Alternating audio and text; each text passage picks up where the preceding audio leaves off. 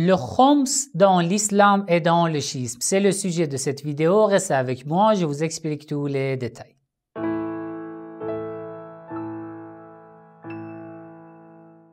Bismillah ar-Rahman ar-Rahim. Avant de commencer, si ce genre de contenu vous intéresse, n'oubliez pas de cliquer sur j'aime, partagez la vidéo avec votre entourage, écrivez votre avis dans les commentaires.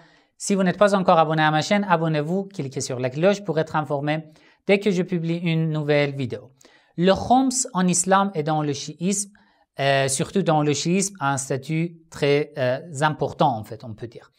La source de ce précepte islamique, c'est le Coran. La sourate Al-Anfal, le verset 41.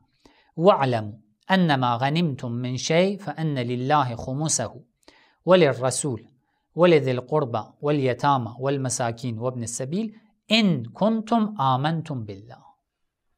Allah dit si vous croyez. Ça veut dire que c'est un signe des croyants. Si vous croyez, ce que vous gagnez, vous devez donner un cinquième de ce que vous gagnez. À qui? À Allah. فَأَنَّ لِلَّهِ, à son messager. لِذِي الْقُرْبَى, aux proches. Al-Yatama, orphelins. Al-Masakin, wa ibn al-Sabil, etc. À ces groupes. Alors, il y a une divergence entre les chiites et les sunnites. Du fait qu'Allah a utilisé le terme ghanimtum. Ghanimtum, le terme al-ghanima, le butin dans la guerre. Ce que tu gagnes dans la guerre. Al-ghanima. La plupart des musulmans interprètent ce verset ainsi que annama ghanimtum, ça veut dire lorsque tu fais une guerre et que tu gagnes beaucoup de butin, tu dois donner le cinquième de ce butin à ces groupes que Allah a expliqué. Mais d'après les chiites, non, ghanimtum, ça veut dire kasabtum. Ça veut dire ce que vous avez gagné. Le terme ghanimtum dans la langue arabe s'emploie en plusieurs sens. Ne parle pas seulement de ce que nous gagnons dans la guerre, tout ce que nous gagnons. D'accord? Mais bon, alors je ne vais pas entrer dans les détails. Là, maintenant, je veux vous expliquer le khoms, c'est quoi exactement. D'accord? Alors, je vous explique en résumé. Le khoms, ça veut dire ce que tu gagnes, tu travailles, d'accord? Tu travailles. Ton salaire, tu dépenses, tu as beaucoup de factures pour la vie, la nourriture, etc., etc., etc. Par exemple, tu commences ton travail le 1er janvier. L'année prochaine, le dernier jour de l'année prochaine, tu calcules tes biens, ton argent. Si il t'est resté des biens ou de l'argent dont tu n'as pas besoin, d'accord? Ce reste dont tu n'as pas besoin, tu enlèves un cinquième comme khoms. Mais à qui il faut donner, je vous explique.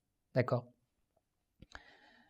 Ce dont tu n'as pas besoin. Ou par exemple, tu trouves un trésor dans la nature,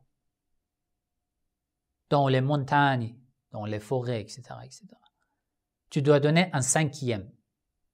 D'accord? Mais à qui? Je vais vous expliquer. Ou par exemple, tu trouves des mines d'or, mines de l'argent, mines de fer. Dans ce cas aussi, tu dois donner un cinquième. Si ça t'appartient. Alors, avant de vous expliquer à qui il faut donner, d'accord? Je vous explique ce que les imams alayhi salam nous ont appris comme les vertus de donner de khoms. Les imams alayhi salam nous ont dit si tu donnes le khoms, tu auras une descendance pure. Ta religion devient de plus en plus forte, ta foi, pardon. Tu as suivi d'une meilleure manière tes imams lorsque tu donnes khoms. Tu as purifié tes biens et ton argent. Tu as essayé d'enlever la pauvreté des descendants du prophète. Ça, je vous explique comment. Tu as fais quelque chose en donnant le khums, grâce auquel Allah te pardonne tes péchés.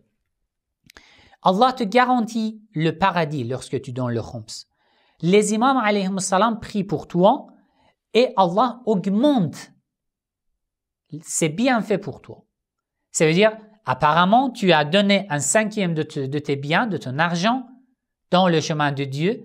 Apparemment, tes biens sont diminués, un cinquième. Tu as enlevé un cinquième de ton argent. Mais en vérité, Allah augmente ses bienfaits et c'est grâce pour toi, financier et non financier. D'accord? Mais bon, alors, tu travailles, tu n'as pas des mines d'or, des mines d'argent, tu n'as pas trouvé des trésors. Juste tu travailles, d'accord? Tu commences le 1er janvier, rien à faire. Jusqu'à l'année prochaine, le dernier jour de l'année, lorsque tu finis ton travail. Tu calcules ton argent, tes biens. Par exemple, tu as des dettes, des crédits bancaires à rembourser, des dettes à rembourser. Tu as, par exemple, beaucoup de choses à acheter, des choses nécessaires à acheter pour la maison, la nourriture, tout cela. Il ne faut pas les compter. Le reste de tes biens, mais par exemple, tu as dépensé, tu as gardé, économisé, par exemple, 1000 € qui restent dans ton compte bancaire, ou tu as acheté des crypto-monnaies, ou tu as investi dans les bourses, etc., etc. Ça, ce bien dont tu n'as pas besoin, tu enlèves un cinquième. À qui il faut donner? Le khums, par exemple, 1000 € dont tu n'as pas besoin. Le cinquième de 1000 € fait combien? 200 €. D'accord? 200 €. C'est ton khums que tu dois donner. 200 €, la moitié qui fait 100 €, appartient aux descendants du prophète qui sont pauvres et nécessiteux. D'accord? Si tu connais toi-même un descendant du prophète qui est pauvre, tu peux donner la moitié de ton khums à un descendant du prophète qui est pauvre et nécessiteux. L'autre moitié appartient à Allah, au prophète, aux imams, à l'imam du temps, l'imam Mahdi Ajjalallahu ta'ala farajahu sharif. Mais bon, à notre époque, ce n'est pas possible. Si tu suis tes marja, un savant, tu peux leur donner, à qui tu fais confiance, tu peux leur donner. Eux, ils dépensent cet argent dans le chemin de Dieu.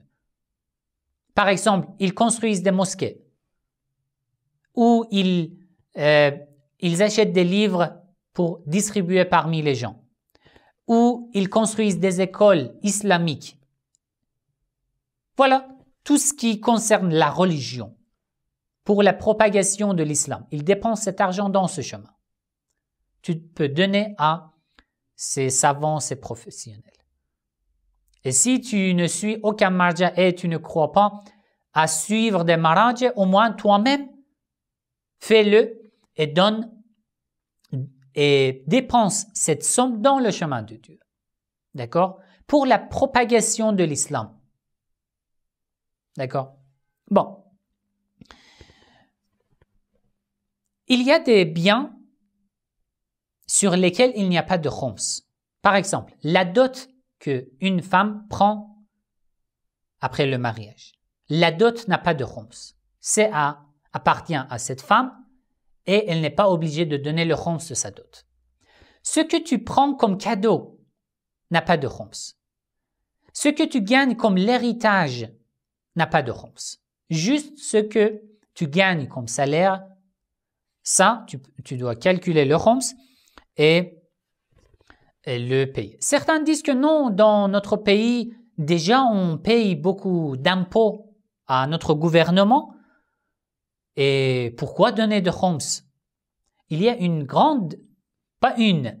il y a énormément de différences entre le khums et les impôts que tu donnes à ton gouvernement. Les impôts, tu sais que les impôts sont dépensés pour le gouvernement, pour le pays, etc., etc. Mais le khums, c'est autre chose. C'est pour la religion. Une moitié, c'est pour les descendants du prophète et une moitié, c'est pour la propagation de l'islam, pour la religion. C'est tout à fait différent. D'accord. Voilà, je pense que c'est clair. Jusqu'à maintenant, je pense que j'ai bien tout expliqué. Mais bon, il y a une divergence. La majorité des savants expliquent le khums ainsi, comme ce que je vous ai expliqué. Mais une minorité des savants croient que le khums, à cette époque-là, n'est pas obligatoire, et c'est à l'époque des imams, alayhimus salam. Et lorsque l'imam est présent, il peut nous ordonner de donner le khums. Sinon, en absence, surtout pendant l'occultation, le khums n'est pas obligatoire. Ça, c'est l'opinion d'une minorité des savants. D'accord? Et si vous voulez, je peux vous donner leur nom. Mais la majorité disent que non, c'est obligatoire, même pendant l'occultation de l'imam al-Mahdi, ajalallahu ta'ala farajahu sharif. Voilà. Et d'après ce que je vous ai expliqué, vous avez su la différence entre le khums et la zakat aussi. Car la zakat a déjà un système particulier, c'est tout à fait différent avec le khums. Et si vous avez encore des questions sur ces différences, écrivez dans les commentaires, je vous explique. Mais d'après la question que vous m'avez demandé, vous m'avez envoyé sur le khums, comment payer, à qui donner, comment calculer, etc., etc. Je pense que je vous ai tout expliqué. Si vous avez encore d'autres questions, écrivez dans les commentaires. Je vais noter et je vais vous répondre, Inch'Allah. Wassalamu alaikum wa rahmatullahi wa barakatuh.